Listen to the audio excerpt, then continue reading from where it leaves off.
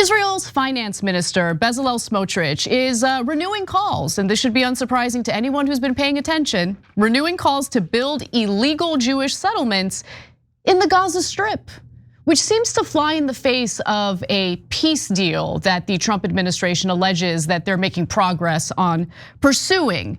Now, he argues, Bezalel Smotrich does, that it should be the next phase after all the hostages are returned.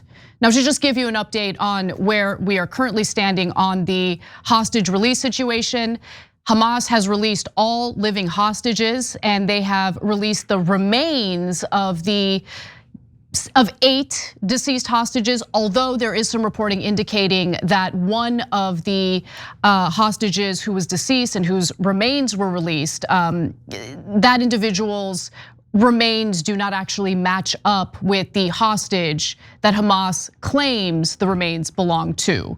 So there are issues when it comes to the deceased hostages for a number of different reasons, including the fact that just like the Palestinian victims in the Gaza Strip, some of the Israeli hostages tragically are believed to be trapped under the rubble. So Israel can help with that situation by allowing heavy machinery into the enclave. It remains to be seen whether or not they are willing to do that.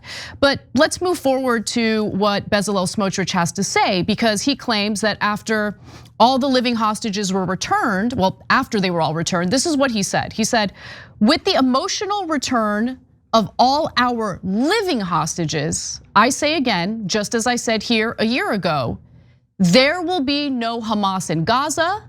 There will be no threat from Gaza toward Israeli civilians for decades to come. So far, so good, by the way. So far, I've got no problem with that statement. That seems like a totally normal statement, especially coming from an unhinged lunatic like Bezalel Smotrich. But he goes on and says, and yes, this too must be said, there will be Jewish settlement in Gaza. Now, he took it a step further, if you can believe it, by making the unhinged argument that building illegal settlements on stolen Palestinian land should be done in order to make Israelis safer. Okay, let's just hear him out. Maybe he's making a sound argument here. Without settlement, there can be no lasting security. First, because it is part of the land of Israel, is it? And second, because only a Jewish presence guarantees that we won't return to a situation where rockets are fired on Sderot and the south.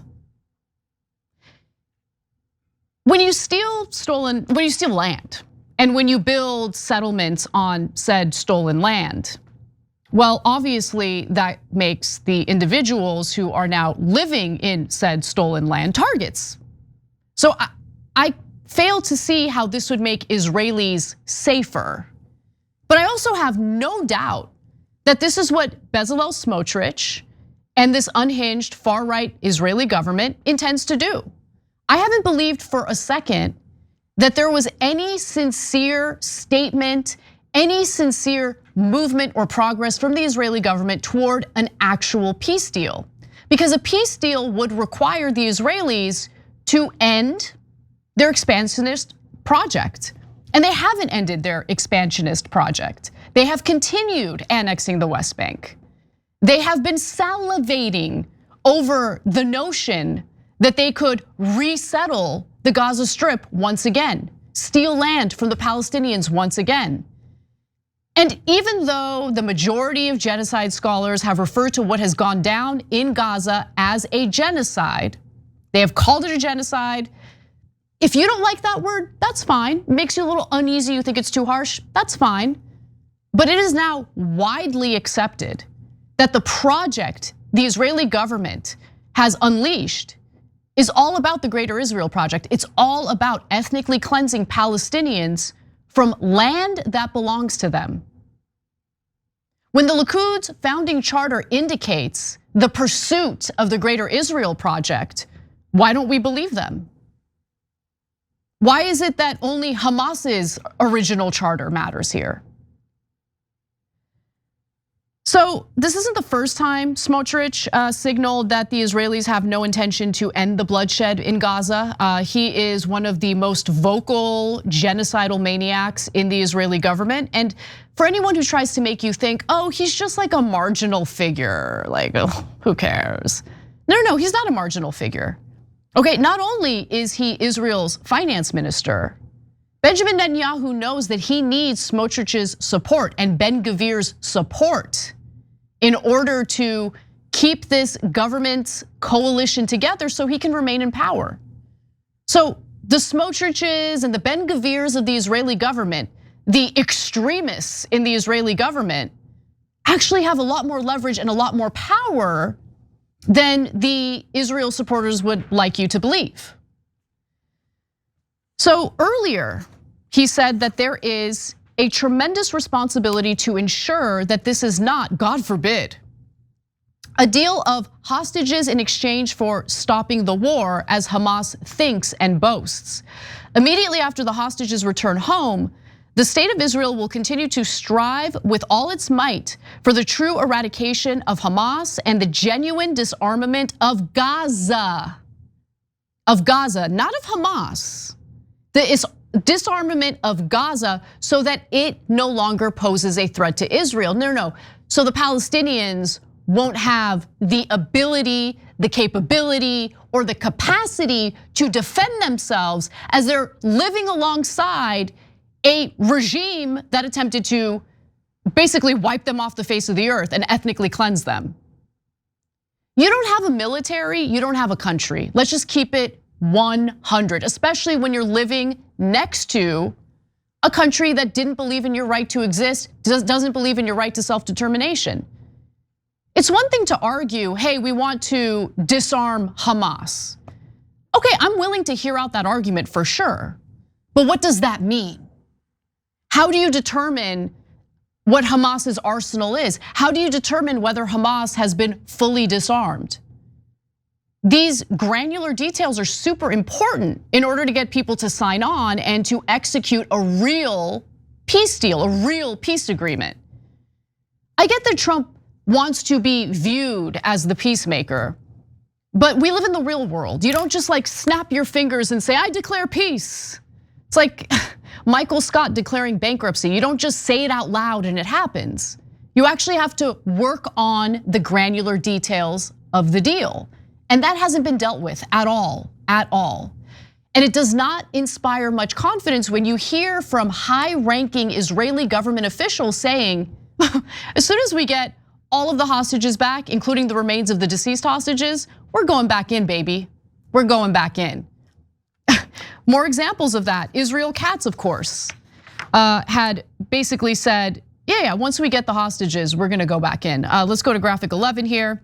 This was reported by the Times of Israel. Israel to shift focus on raising Gaza tunnels, Katz says. And that piece was a reference to the Israeli defense minister, Israel Katz, announcing that following the release of all the hostages and the remains of the deceased hostages, the IDF will be ordered to go back into the Gaza Strip to destroy the terror tunnels. The major challenge for Israel after the phase of returning the hostages will be the destruction of all of Hamas's terror tunnels in Gaza. What were you doing in Gaza for 2 years?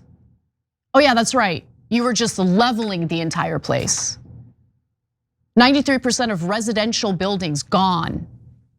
They wanted to make it uninhabitable. So Palestinians will want to leave the Gaza Strip. They'll want to abandon the land that is rightfully theirs.